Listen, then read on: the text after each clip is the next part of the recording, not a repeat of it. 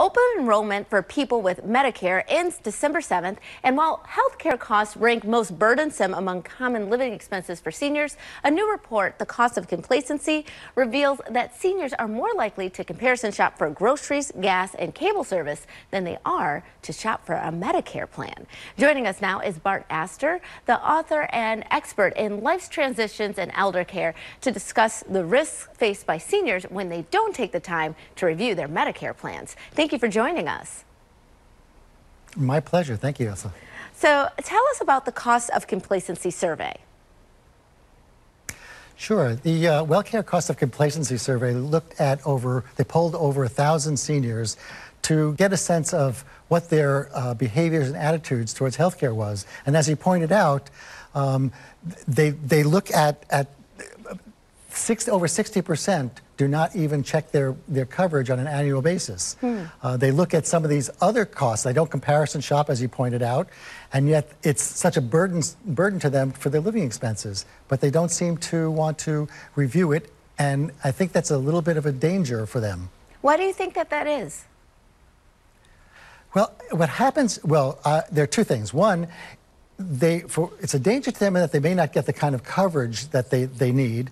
And of course, they may be leaving money on the table that's important. And why they don't do it, it's a good question. I always wonder about that. But I think it's because it's so confusing and it's so complicated that the idea of looking at my Medicare coverage it's so important to me, and it's overwhelming. So I would rather, believe it or not, the survey says that people would rather go to the DMV and renew their license rather than review their Medicare coverage. Wow. Well, if someone is watching this right now and they're thinking, you know what, I fall in that basket, is it too late for seniors to review their Medicare options for 2018?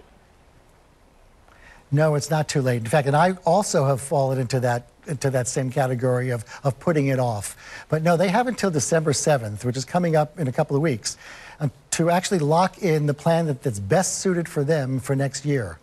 So December 7th is a really hard and fast date. It's not December 8th at 12:01. It is actually December 7th. But they have time to go back and review what's best for them and what their costs might be. And that date is coming up fast. Is there a low premium that's always the best option, or is that always the best option, rather?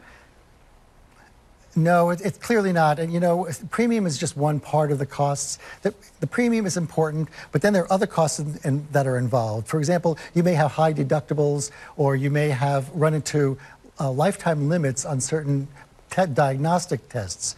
So you have to add those in. You have to have co-pays, deductibles, and premiums. All of that adds to the total cost that you're going to experience.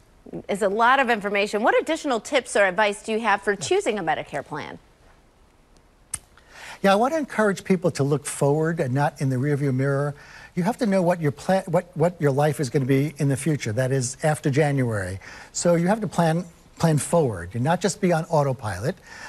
So for example, I'm on Medicare, and as you probably know, the guidelines for blood pressure changed. So the normal blood pressure, well within the range of 130 to over 80, used to be what was normal. Well, mine's a little bit slightly above that, so now I have to, it might be that my doctor may decide that I will need to be on blood pressure medicine.